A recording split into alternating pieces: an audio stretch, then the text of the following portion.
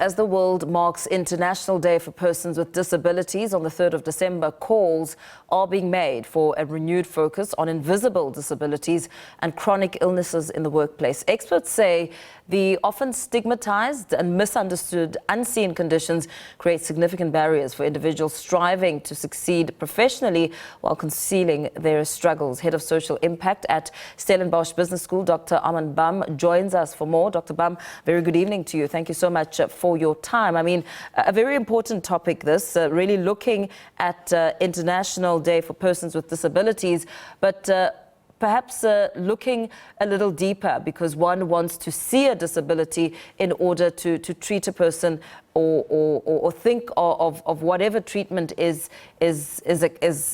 natural to them, but ignoring that it gets a lot more intricate. Talk to us a little bit about, the other unseen conditions which create barriers. Good evening, Paul, and thank you for having me. I think before we talk about the unseen conditions, I think it's important for all of us to realize that at any stage in our existence we can enter into this group. And I think that is cause for reflection as we celebrate tomorrow's International Day for Persons with Disabilities. And yes, you're right. We often pay attention to those seen disabilities because they make better sense to us. But what we see with invisible disabilities like chronic illnesses, they tend to exist at this intersection of invisibility and judgment. And so those living with those conditions often face stereotypes that question their abilities and capabilities within the workplace. And so you find people having to navigate these professional spaces with a level of doubt, generally feeling isolated, and with this need to conceal their conditions in order to preserve themselves within the workplace. What are some of the unseen conditions we're talking about here that lead individuals to now want to conceal and, of course, suffer internally without anyone knowing or being able to cry for help? Yeah, I'd like to raise one particular condition, and that is systemic lupus, which is an autoimmune disease which affects over 3.4 million people worldwide. And 90% of the cases are women.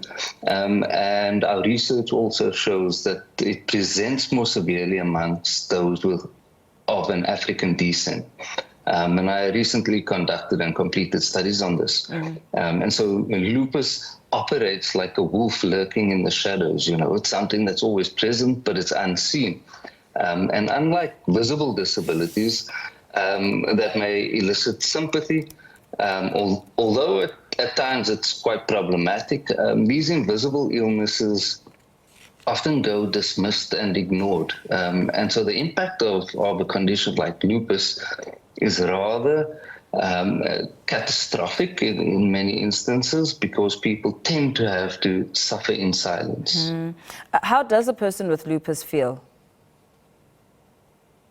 Well, when we look at an issue, a condition like lupus, the body's typically attacking itself, and how that plays out, it impacts various organs. And so you might see the effects of a skin condition, the impact on the heart, kidneys, liver, lungs. It really has a systemic impact. And then in the workplace, how that plays out is typically with general symptoms of fatigue, which I think in many cases people consider to be or ascribe as a level of laziness. And I think that's where it is most hurtful, where it is these conditions and the symptoms play out in such a manner that they are misconstrued. So with that information, what approach should the employer be taking, as well as the employee, in trying to get some sort of bargaining here and understanding so that they can still remain in their work? Yeah, I think disclosure is like a double-edged sword in these situations. Hopefully, one's employers are accommodating, and more than accommodating, are seeking to be inclusive. And so rather than just addressing these once-off accommodations in special cases, employers should be cultivating this culture of inclusion and embracing, chronic illnesses, the emergence of neurodivergence and more mental health conditions in the workplace are really impacting on how it is that people can remain economically active. And so creating environments where individuals feel empowered to disclose, I think, is the first step. Fostering empathy at all organizational levels is important. And most importantly for someone like myself is looking at how it is that managers respond and are educated to identify and create this type of experience for their employers. And so, when we look at a stakeholder approach, one must bear in mind that when we take this type of approach within our businesses, we're considering all of those people who have an impact on our business. And I think that's critical for us to consider people with disabilities in all of our decision-making in every aspect of our business. We know that the unemployment rate of people with a disability is almost double that of those without a disability. What are the changes you're seeing in terms of the culture in workplaces when it comes to people with disabilities?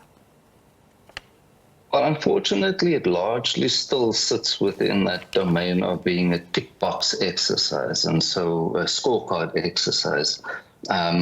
The predominantly the offering of internships for people with disabilities, which don't necessarily lead to long-term or fixed-term employment. I think that still remains prevalent.